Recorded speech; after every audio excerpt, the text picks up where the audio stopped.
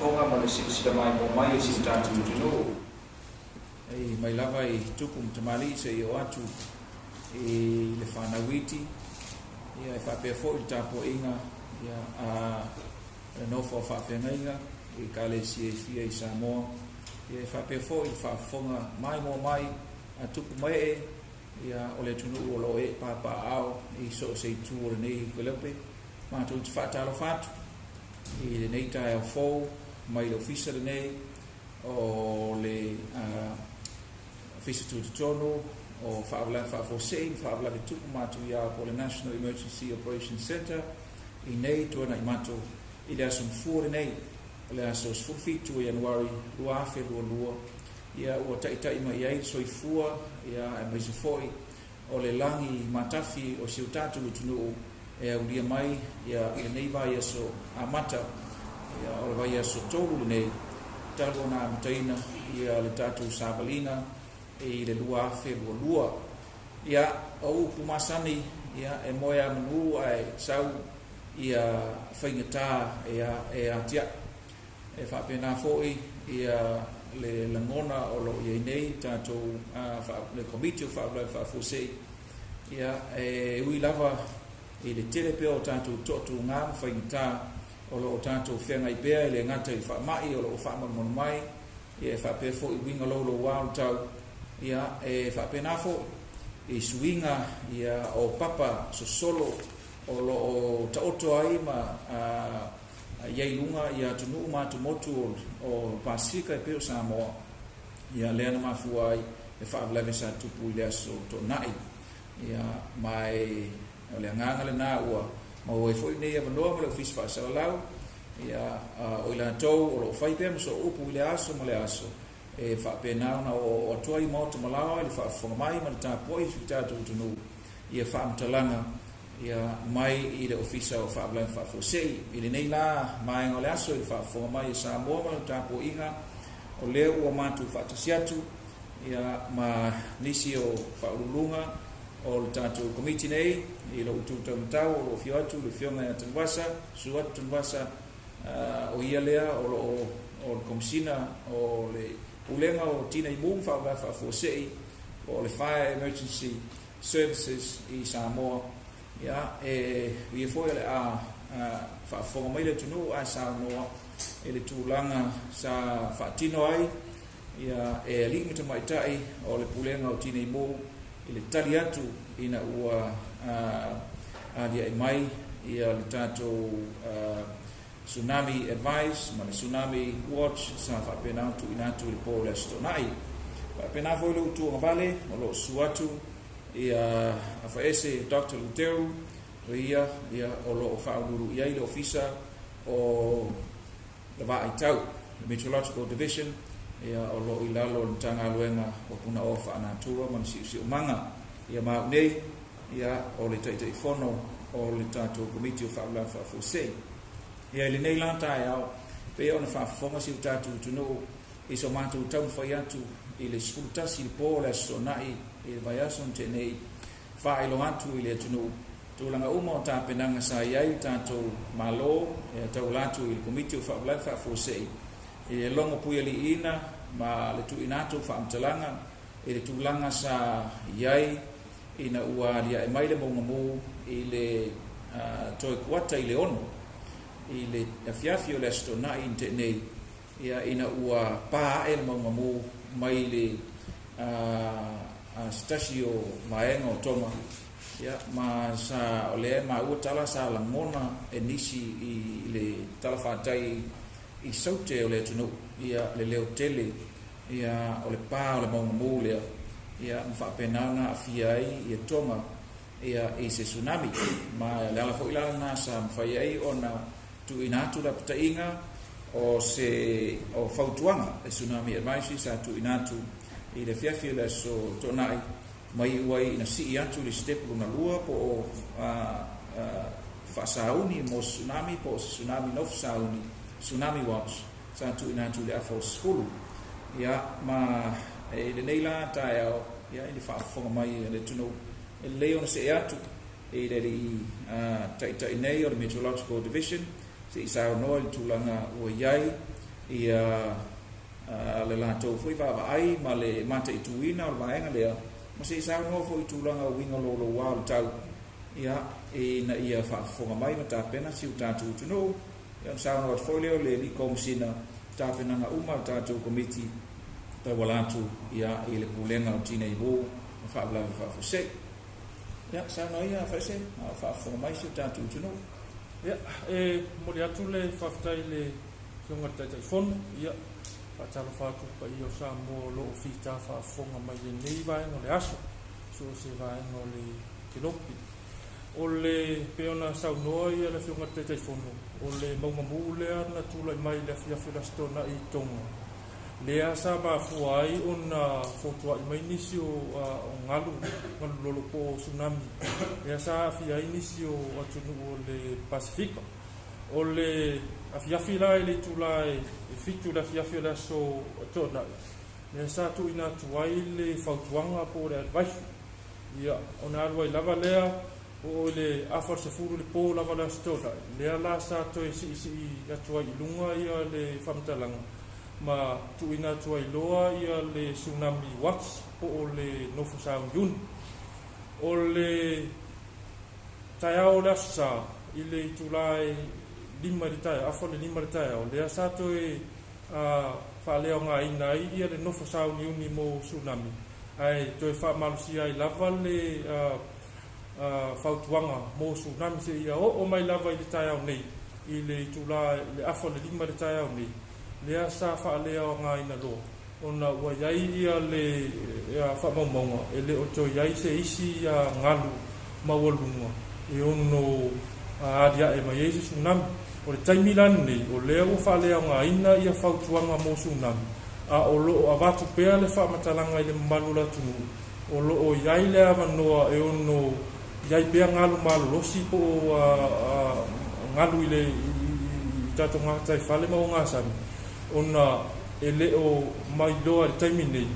po o le ala taimi e faamuta ai pe uma ai le mu o le maugamu mo le silafia o loo mu pea le maugamu i le atu mo tuutoga ma e iai le avanoa e toe ono aliaʻe mai ai se isi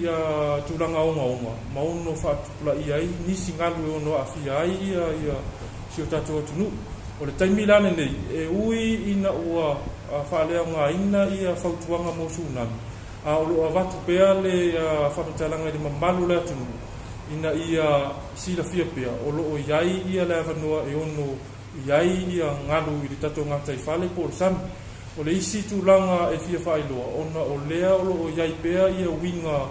auaoa ma le leaga o le tau o loo aafia ai sio tatou atunuu ma o loo faamalosia pea ia fautuaga e faatatau lea i uiga o le tau o loo iai le taimi nei o lea o loo faamalosia ia fautuaga mo timuga mamafa lapataʻiga mo timuga mamafa o loo faamalosia foʻi lapataʻiga mo lologa e ono tutupu mai ona le mamafa le tini ia e le gata i lea ua leva lava ona faamalosia fautuaga mo le gata i fale po o gasami o Samoa mafua mai lea ona o le siʻisiʻi o galu ae mese foʻi o le savili o loo aafia ai ia o gasami o Samoa o le taimi lani nei o loo faamalosia pea vaega ia ma e pe ona taʻua le taimi ua fanua e telē le avanoa e ono mauai ia galu foʻi pe ave ai le sami ona o e le gata o loo mu pea le maugamu i Tonga e ono toe tulaʻi mai ai nisi galu malolosi ae o loo o leaga foʻi le tau po o loo siʻisiʻi le gata i fale o le se vaaiga lenā i le tulaga o loo iai ia le maugamu i Tonga ia ma le tala foʻi le tau o le isi vaega i fia faailoa ona o loo iai ia faamatalaga faapea o loo iai e ono maua ia timu foʻi ia e mafua mai i lefulefu o le maugamu mo le taimi nei la i le faafofoga le atunuu e leo iai se avanoa foʻi lea tele e ono aafia ai ia Samoa i ni timuga e mafua mai i lefulefu o maugamu pe ona faailoa atu pe o se faapopo atu lea i le vaega pe ona saunoa ai le afioga te telefoni After fasi ia o faafofoga mai siu tatou atunuu sa ua isi taimi muli aʻi ona saunoa mai foʻi lea ni fesili e faamamalama ai nisi vaega ia a tātou ai whaasalalau ia wan whaafonga mai si tātou tunu ai tanu ia sāno ia whaafonga mai si tātou tunu o le response a tātou team sa mobilize le poles tona i le ngata mo savai i mea sa li poti mai ia whaapena foi e le tui saute o polu mea sa li poti mai ma le sirisire foi e lau fiona i ni vaenga pena i ni vaenga na ono whaaleanga ina ia ai mese foi pe e ni manuanga man tulang whaapena sa mai tauina e tātou team sa mobilize ano i tanu? Ale whastai le fina le te fonu e whatau whatu sa moi le whawhana mai e le funu ki si mai ki wanga e tau whaieta le fina te fonu i witi foi o whanave na fuiapa la whakuse i o whanamana fonu whakula le manu le tunu tūlanga sa o iei le whanoruema whatinunga e ngā ruema i te asu i le whewhele stonai na ua tule nei le maua koe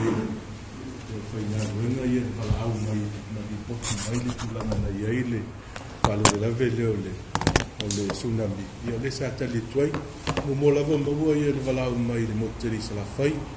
i le whioanga se paitea i wa pe hoi i vai tō muli ma vai loa koe sa tali tuai le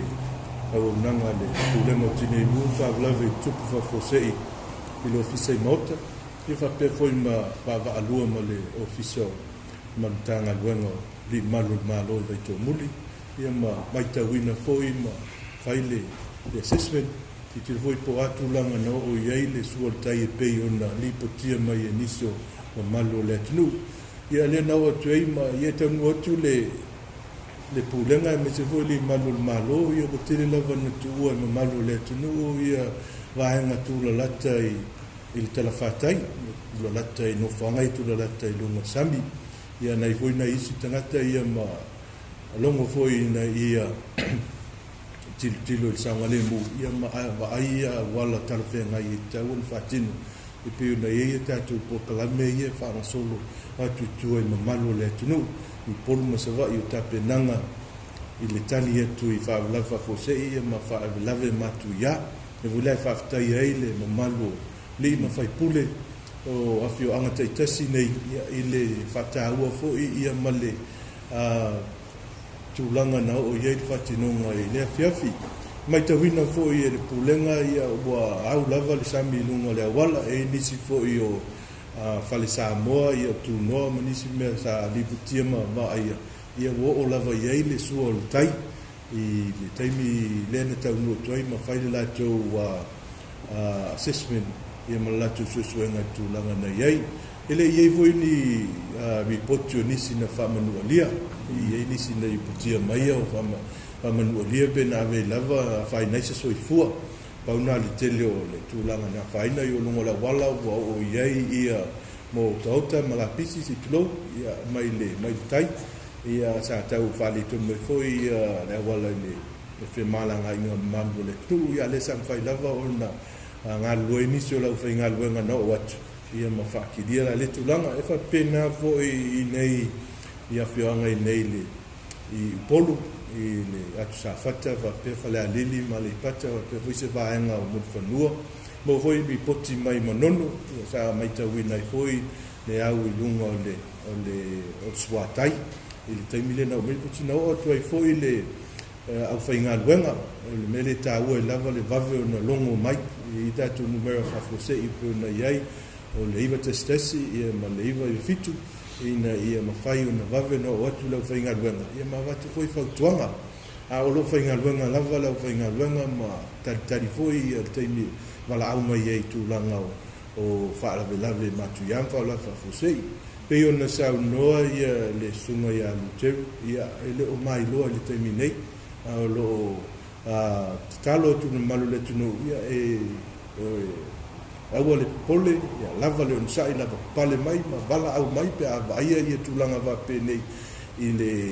nunga le tai ia mese foi o isi whalave na vave na vala au mai vave foi o na o atu le au whainga luenga ia vatu le whautuanga ia i tūlanga i me tau na whai ia wā lava le saunga le mu i tūlanga i nei leise me whakole nai ia o loo iai le o nanga whai o nao mai ona o atu e longo foi le manu le tātou atunu. Ia I tūlanga pēa o mai ia I whālawe whapēnei ia ma le whālalo. Ia, whaftai atu, lau whiunga ni kōmsina.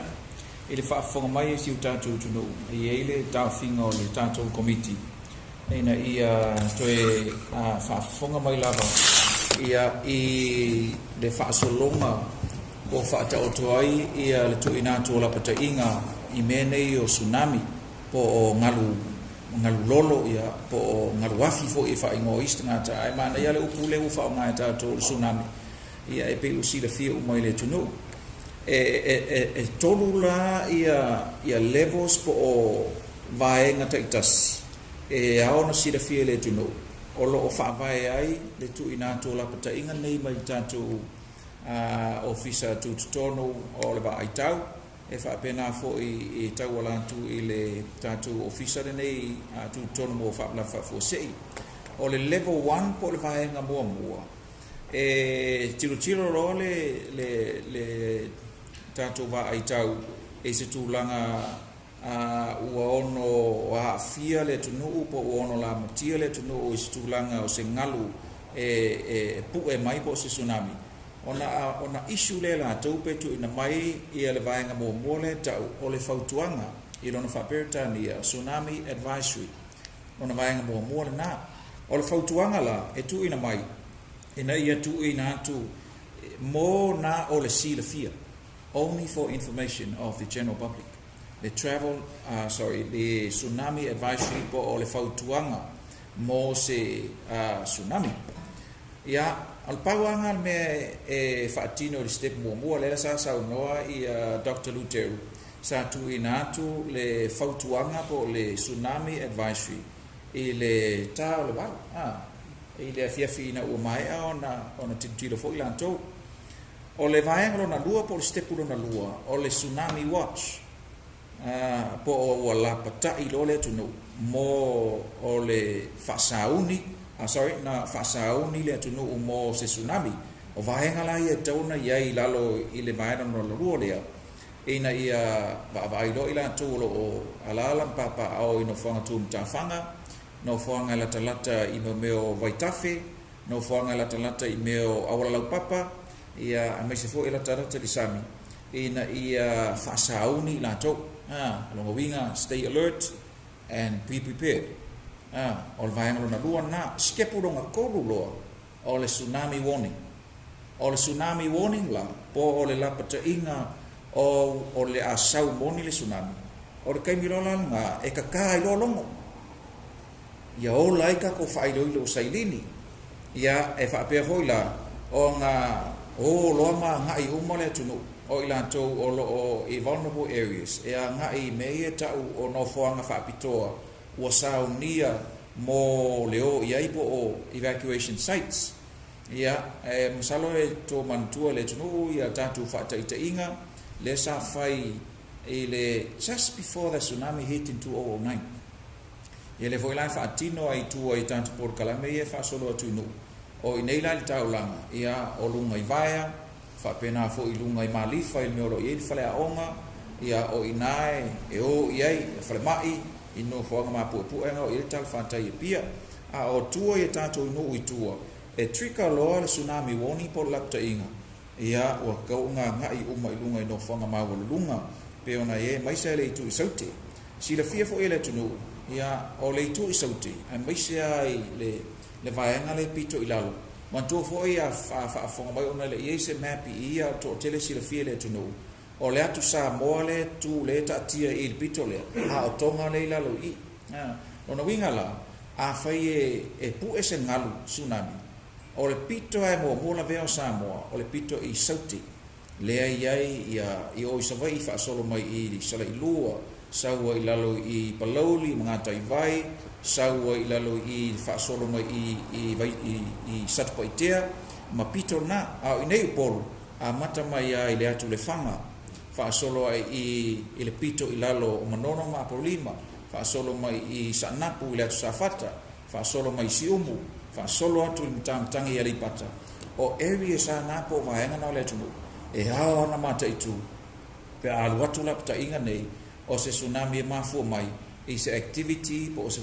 tectonic activity po se vaenga ya Apia i le tu saute le Samoa o lo iai ia le tu le Tonga ya wa ye stangata na vili mai i le dunga i matu va fe matu ia o matu tala le ai e tapena pena pea e o fa polia wa a fa pe so tsunami o area Samoa mo la be o le tu saute o tato o no le tu mai e ngalu ia ma le step on fa ia le ala sa no ai ia le forma nei ua cancel longo wingala ua le ai se tsunami o iai na toi fa popo at fa pe nai fa fonga mai si tato tunu o fa amtalanga ia fa amtalanga o levan tu inatu ia ai tahu fo ile toi mati man toi fa fonga mai fo e tolu la category tsunami advisory o le fautuanga step 2 tsunami watch o fa sauni mo tsunami step 3 tsunami warning po le lapta inga ua mo ia o tsunami ni mela sa ia o ngala ia mo le vrona fa tsunami warning cancellation ia o vaenga na mo le fa fo mai si utatu tunu i le nei va yaso ia ai leon tala tuila no mo ni fisili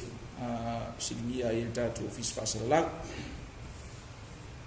sa pole Facebook kan ko e le kiore nei fermi ko ei fale na reale no ei fale na reale elea sa no tu nei Tanuvasa ele i fale na leanga ele io mai fo i se li poti o tu lang fa pena mai tu o tato ainga ia ai o kulanga ia mate tu o lo ia tato contact points po focal points e fa mai por no masui te mai tai no o ila tona la tu te mai sai tu i no mala fanga la ko ke mai li poti na o li poti na ya lo ia e tato malo mo tato NEOC ia ona fata va foi le ia o assessment ia ngalu o e tanu mo tato team le sa nga i tu o la to va ngale debris ia po tai tafi le lungo wala me fa pena ia a fainga en coach le ngalu lungo wala we expecting ia amo mangai ma le tai tafi na lungo ina pauna ma ina sa ma tai tu o le leifo o afsiri mai ia utanga vai fa fonga mai le tuno ele io mai a se li poti mai o le fo isa ele initial visit sa fatino le son nafi ele o ia tulang fa pena tono ye ni me ni tu no fo io ainga wa ainga Samoa utanga vai e tu no e pito i tu ia o sia ainga ki e lungo papa sangi ni ia tu no o inga fa pesa lo fiel sangi ia ele ngalu mo to fo ia antono intulang fa pena tulanga ai residents fale residency o tangata ia ele o ia se lipoti o ia I vai na fa pena o ni so filo ko te kono o me mata wa tua I no kana ta fa dani ni ke sa mai de ko ko mo lo to ni la ia tan mau ma ni pa ni se mo ko na ni so tu ni o ye na ni sa mo ia ni sina o la tu te ia ko tu mo sa io va te o la mai o tatu vai tu Tsunami le na feta to ma le io no to ma to tia na ia de pe to ia le mai na mo mi ti e pia no sa ia tu ia tu ma mo le to tia o Tsunami pe no paftaia ona eta uo telele ia le mata pule o mai sa ma tu fautua voima tu alalo ile tunu ile sto 19 nei ele o se mea e faiese po ngata ia ye to inga mea la sa ma tu wa vai footage mai Tonga e ki nga fa e ko te felta vale ala mo e mai ta ba e le fa fonga mai la si uta tu no e sa ma ko drive past le tule I matu il pole stona I po se me la fo scudo ngai sutas ia la sa va ia tu la fa pena e pi lima I lungo tan ngal tilo itai ma pu e telefon ia o se va ainga msalo e le ole ale o fia matangi sa ma tu tala I fa fonga mai pa ia si uta tu no o le time foi leo I utele fata auto to fanga o le tunu ma o to fala o ma tu ma tai leo I nu taitas ai eselta o fa fonga mai o le tunu I le vaenga lea ona e onga whaafita o i lātou e mua afia i se ngalu whaafao whaapene o i lātou o matamatai o tangata ngai mua afia mai kuai le tamo e o tangata leu ka kuwa ai uma i mesa tupu i Apani ma Indonesia o i lākou nga mua lola le ngalu o i lākou e wisi le tai pe aru i kai le suakai ai o e kai pe o e makamaka i se mea fou o le o tupu au o science nga o le la sau suna o le alu va pe itai o le sami o ko sa ngalo ngalua la e tuai tele le tama mo e a o va ve na mo e ave o ngalu mo na ma o le soifua ia ai ta u e fa fonga mai su ta tu no pui nga ia e ma o le foi tam foi atu ta tu ofisa o le ia ta tu por klame fa nga solo i tai ta si uma ia i vaenga ia tauna ia e rua ko le warning e sailingi e le kaunko e matamata stangata ia ai suruola lo ia i no foanga ua uma ona saunia ina ia maru puipuia o nisi mea te toi lalo ia tatia i pea ua e iei teimi toi fo i tuai ai o vaenga ia o le soifua ma le saonga le mua o le soifua le tunu e le ngata mai sai motua tausi manai whanau ia maua uma i teimi lea e mai se ape asau o ko ngewa le fiafi o lai pong sale mea ai tu langa fa pena ai ta u le fa manatu mai ia a fai fo silsila mai fa fonga mai sui no sui te mai tai le pule nga malu alim fai pule ia ana ona tu lalo al tu committee e le ma fai fo ona lava o fenga luenga le fi atu komsina ma leo e le ma fai ona lava le e fa so polia o mai va ayo vaenga o mai le tunu pe a fai tu po mai tu langa fa pe nei ya pe ini si vaenga fia langa ia fai bua le te mato o te le fa solo ia i le vai aso mai te muke alu te mato na tatu ia i te o ia se Apia na telo tato pina o mutu ia o tuma le se vai in pau li vai aso fa solo ia te fai o le tuvale i o le sa ia le fale o esa la talata i fitima pe leo o papa i tu vai o kilan le o morta nei la vai o ia ise ama no foi le posi o no afia isa mo i le fale o tuama o ma sa ai mo le vai ma o ia la no la talata mai ise fa o nga Samoa ma o Afaese mo le si tuas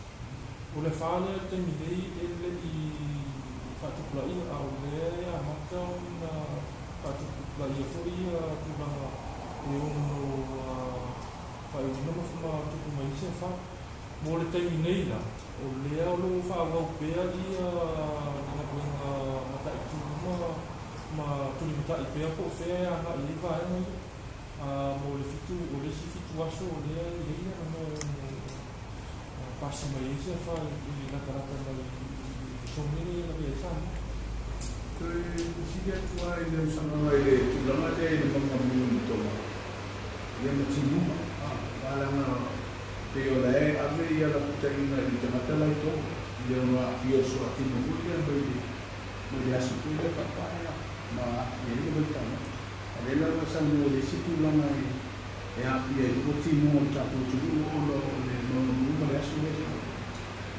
o le tulanga le ia mo si la fia o le timunga i Petone ta o e mafu o mai le na le fule puna mai de no mo o le tele na le fule o le sa ai ke na puna mai na ma to palasito le sa mo wa i fasi ma ni furia i ma le fule o le ala no le malu sa bili le sa pisa le lea i sisifu le sa mo wa i fui pa ve i so va en o fit o le termine ile o ina va se va in fui le o mai ata tu na i fasina ma mau ma le sini ai o tulanga ni fasi mai i fai na ta o mai sa bili no ma fa ile ma mau te sini o pa la sini o le lifu la vai o le tene na palasi la talata i vai e tu poi mo mai le ye fu se fa mo no televisión no Africa tu no na ti mo ni ma fu mai i se fu pe na ta Ana sa mo la mu an mo te ni de mai la lore di ta le ringa le bea ta ko pa ko ni le tulang Tsunami nasa si da le pa ba ta ma me ni bo asi ni sa o pe na ta tu le si tu na mo le ni ko sa le mo e si me to e ko le ole tu langa le ya o me ni yo mo bu le si lo le le no mu voi fatwa famutara ole tele mo bu ye tu ko te ni ke o te to ba yes te do ba yes mo le sa mu ti la we ya wo ina ho ti ya ko pa si no mu so ole tu langa la le pe le famutara le tu na e ui na u fa le nga ina u mai famutara fautuanga mo Tsunami e o no Afaese ai ona o bu pe le mo e ile taimi te le lopo nga fetonu taimi to no pa ai ma la foiesa io mo to no foto ai mesi sa o le taua le o le Tuanaimato o le fantaranga taimi tau pe le tangara e na te fa o le ile mo no Mauga ma o le fo ile na tau taimi o le fa no Tuanaimato i la fautuanga mo o ngasa ona o ngā rue o te tōku bua tōku mita o sile tōku mau mai ono iai lawa ia ngā rue ono awhia ino whanga ko ia o ngā sampo ia maru manu rawa ai te ilawa o whakua i mai ina pero tūranga maale alena leo iei teni o lea maru rawa ai o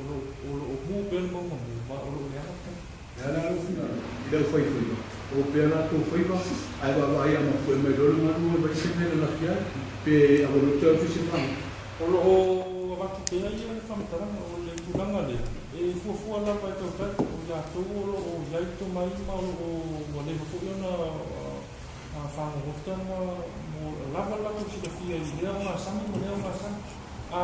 tanga ia tu la o si ile ngalo ma o le tala fia ngai io lo na te tali e fu a lo o temi a si da tu la vai che vai fu ia ma tanga ruinga ma lo fu serva ai tau ua tu la nga ia ma e tu o ile tu na tu ri fa tanga sta Hello. Ini tu la ne na tu ni tu mau e a fu ai le be na le lo ka tu ka ma le ta ni o su ni na ba ta ni e mo ni tu ko le ta ke ia Ele o yese a fa mau ni anga e ma fu o mele pe le mo mo le Tonga o le si le fio le vai te mi le o le ai ni ta tu le vai ta o fa ma e o tu pula ka me fa pe o le vela o le vela le ta tu fa mo ni le nga tele ia ai o no o lo ta o to fu ia o nga sa ma fa na la talata tatu tono le o ngasa me pasifika mai o tulanga la vale tau e ya ai ele o yese fa mau yanga fa pe o ma fu mai o le mo o telefoni o le sa tanga i fa mau ele o yese bebe la fa popo na ma fu mai mo Si vai. For the sake of our English viewers, we wish to inform the public that this is the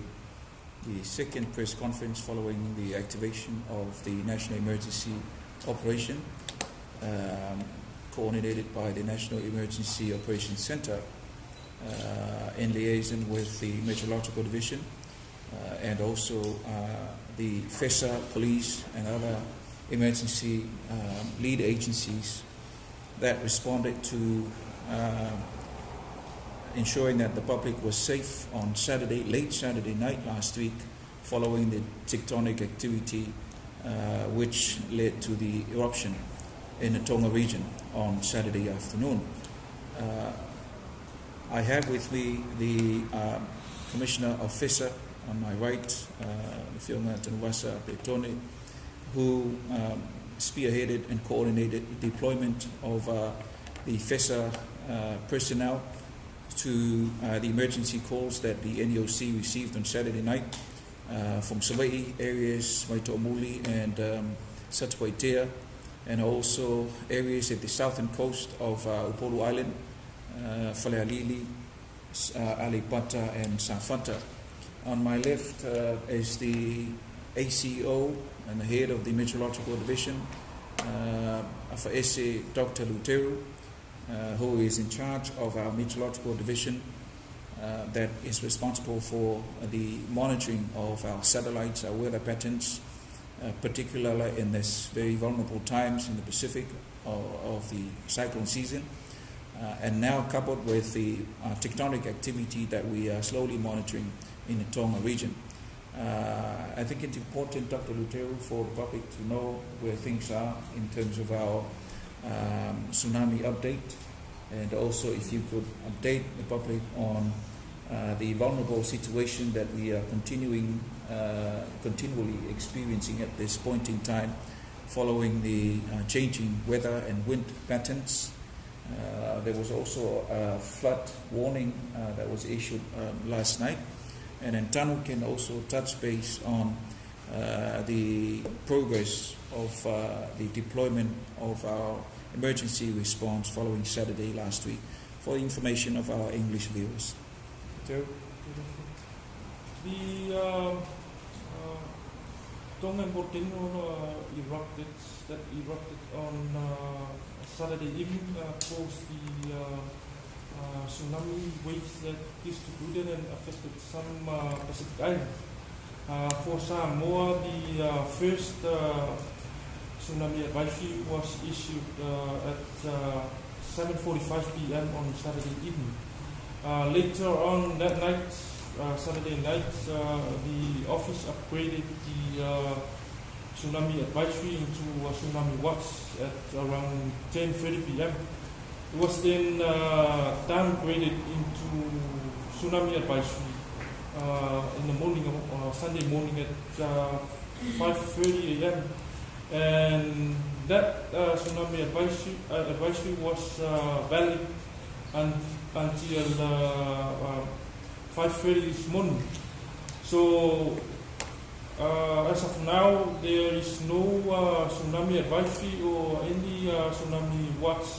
in effect or valid for Samoa. However, it should be mentioned that the ongoing volcanic eruptions in Tonga may continue to cause powerful waves and further surges in the upcoming days. Therefore, the general public is advised to remain cautious and continue to take extreme care in and around waters, as there may be a possibility for sea level changes and strong, unusual currents. Bear in mind that we are also in the middle of the tropical cyclone season, and several advisories and warnings are valid for Samoa. There is heavy rain warning that is valid, still valid. Flood warning also valid. Wind advisory, and also a marine advisory for all Samoan waters. So a combination of a possible, another possible tsunami from the ongoing eruptions in Tonga, combined with the bad weather situation that we are currently experiencing, may cause some strong waves that might reach our shore in the upcoming days. So that's the update. Thank you, Drew. Tanu, would you thank you, Thank you, Mr. Chairman. Talofa once again, Samoa. FESA respond when they first received the call around about 7 o'clock in the evening. So they've dispatched the first team, and the call came from the southern side of Savai, Waitomuli and Satwaitea. And when the first team of first responding personnel arrived, the villages were already evacuated themselves, and the assessment was carried on and reported back to NEOC. based on what they've actually seen on that time, and which was the road. There's some deep freezes on the road, and also observe water inside some of the Samoa, some of the residents that were close, located near the coastline. And based on the reports from some of the villages that around that time, and they were explaining about that's the first time, or they've seen the rise of the seawater, and which is some they've seen it. It's a little bit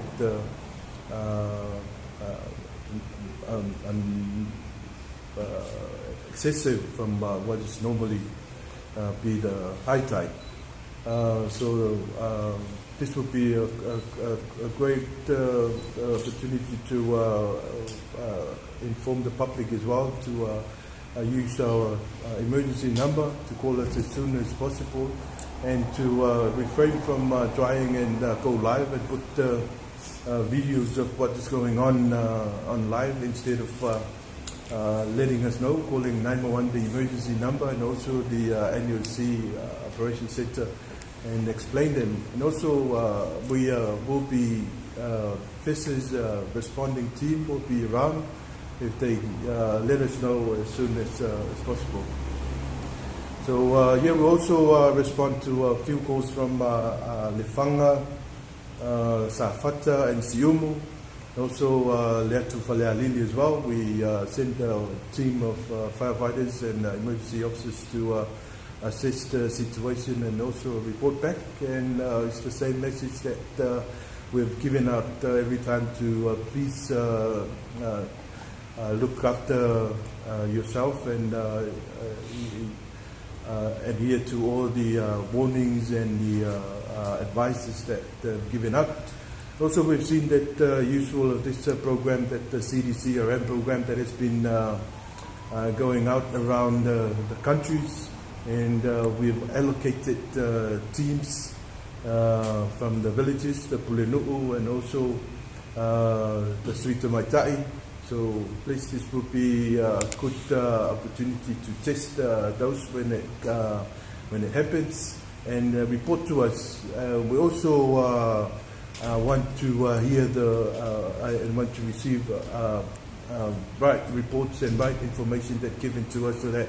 we can make an informed decisions, or pass it on to our leaders so that they can make those decisions for us. But please use the 911 emergency number when you see something that is going to happen. Oh, thank you, Tanu. I think it's important for the general public to again be reminded of the different levels of our alert. When a tsunami warning, or when there is an emergency response to a tsunami warning. The first step is tsunami advisory. So I understand that as Dr. Luteru did mention earlier, the tsunami advisory was issued around 9 o'clock or 8:30 on Saturday night. That is the first step of the standard operating procedures for responding to a tsunami. And tsunami advisory is only issued for information. So the public does not need to get panic of when to evacuate and that, because the tsunami advisory is only step one, and that is for information of the public only. Then step two is an elevation from step one, tsunami watch, and as mentioned earlier by Luteru, the tsunami watch was issued at 10:30 Saturday. So that's an elevation from step one to step two. And tsunami watch is alerting everyone to be prepared, stay away from rivers, bridges, and the sea, and to inform them of where to go. Where to go, we are referring to the evacuation centers or evacuation sites. Now, for the Apia urban area, the residents are aware that our evacuation sites are one, the Meteorology Hospital, Leififi grounds, Malifa grounds, and also the warehouse on Vaya. On most of our villages along the southern coast of both islands, including Monono and Apolima, through these programs that are continuing in liaison with our NEOC, as the Commissioner of FESA has just mentioned, mostly the higher grounds to evacuate to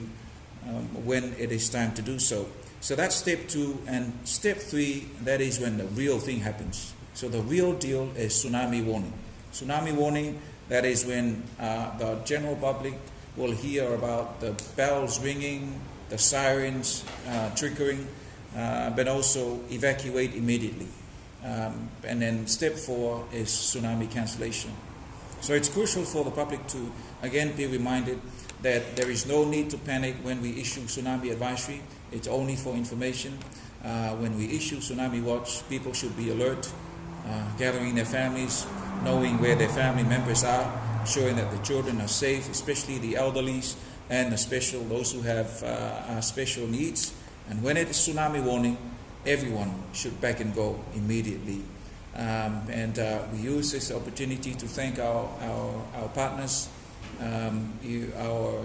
service providers, through communication, text messaging, MSN messaging, so that the information we channel is reached or reaches the public right on time. Again, we'd like to caution the public that the tectonic activities in the Tongan region still remains unpredictable, as referred to by Dr. Luteru, because no one knows when the molten lava ends, or when the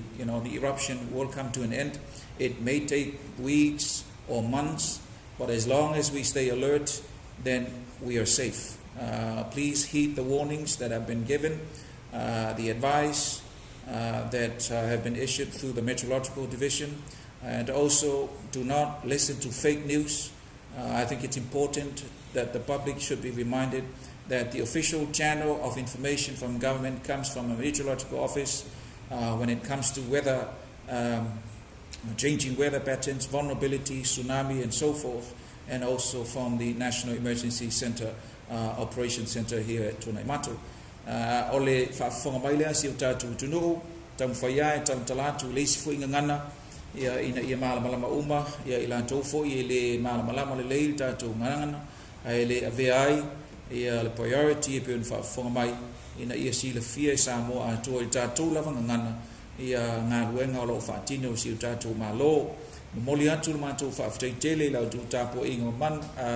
mau, o lo o mwhai e pēr, o na tau mwhai, ia e tai nei, ia e maise o le toa tēlo nei komiti e le o mwhai o sida ma e le tunu whaaftei lau tu te talo ma le tu i malo fie, o lo o mwhai e pēr na maua le malosi, ia i mātou nei o auna le tunu e whaawau le nei wala wina, e le pei o na tau mwhai atu se tala, le fo ua ese lea a maenga utatu wa ngā iai, le fo e foli mai matangi, ia ai o lo o taunu mai fo i vai aso le nei nisi malanga e lua mai Australia ma New Zealand, ia o vaenga te tele ia o lo whengai mai tātou komiti, ai nao na mātou whaapeatu tāpo inga mau Samoa, mau pēr tō vai, awane i whaapapolea pa ia si tātou tunu, ia tō al tai so se vaenga, ai ei ni vaenga e mo mia, iwa fitu, iwa tasitasi, ia e whaapea fo i ma numera tātou NEOC, o lo iai tātou websites, o le iai fo i ma tātou Facebook pages, e mawhai o na toa iai le tunu ini fesili ma wawe fo i na mātou tali atu. Whaaftai atu tāpo inga manuia ngā luenga o le amtanga o le nei vai aso, tātou tatalo i ufi mai pe a ao ma mana o le tātou utua ma lona toto, le atu Samoa, ma ona tanga tānu, ina ia malu, ia le tātou whaulaunga i le amtanga o le nei tūsanga, i le nganga o le whaalalo, tātou whailo i pēr, whaasoi fo ia.